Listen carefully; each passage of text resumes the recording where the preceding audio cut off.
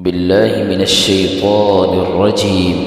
بسم الله الرحمن الرحيم. تبارك الذي بيده الملك وهو على كل شيء قدير، الذي خلق الموت والحياة ليبلوكم أيكم أحسن عملا وهو العزيز الغفور، الذي خلق 7 سماوات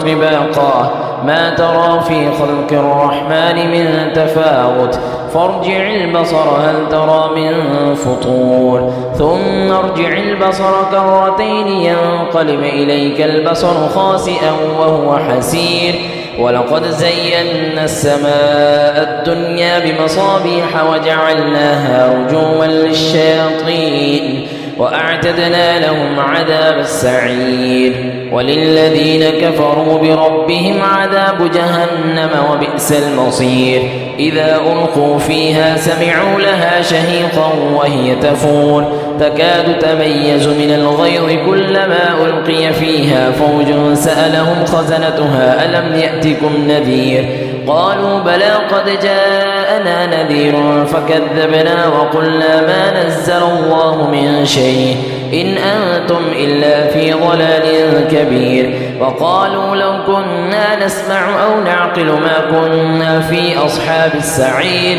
فاعترفوا بذنبهم فسحقا لأصحاب السعير، إن الذين يخشون ربهم بالغيب لهم مغفرة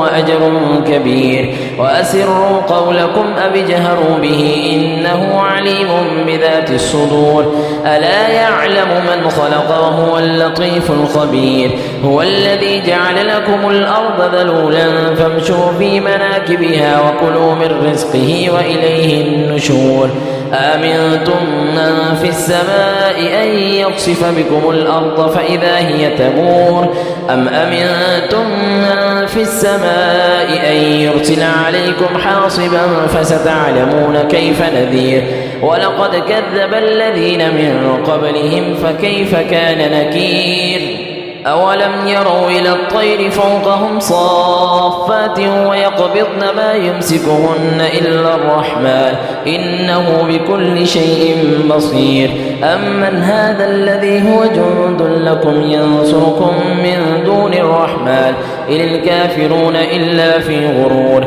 أمن هذا الذي يرزقكم إن أمسك رزقه بل لجوا في عتو ونفور، أفمن يمشي مكبا على وجهه أهدى أم من يمشي سويا على صراط مستقيم، قل هو الذي أنشأكم وجعل لكم السمع والأبصار والأفئدة قليلا ما تشكرون، قل هو الذي ذرأكم في الأرض وإليه تحشرون، ويقولون متى هذا الوعد إن كنتم صادقين، قل إنما العلم عند الله وإنما أنا نذير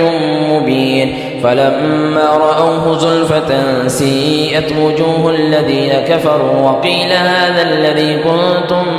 به تدعون، قل أرأيتم إن أهلكني الله ومن معي أو رحمنا فمن يجير الكافرين من عذاب أليم، قل هو الرحمن آمنا به وعليه توكلنا فستعلمون من هو في ضلال مبين، قل أرأيتم إن أصبح ماؤكم غورا فمن يأتيكم بماء معين.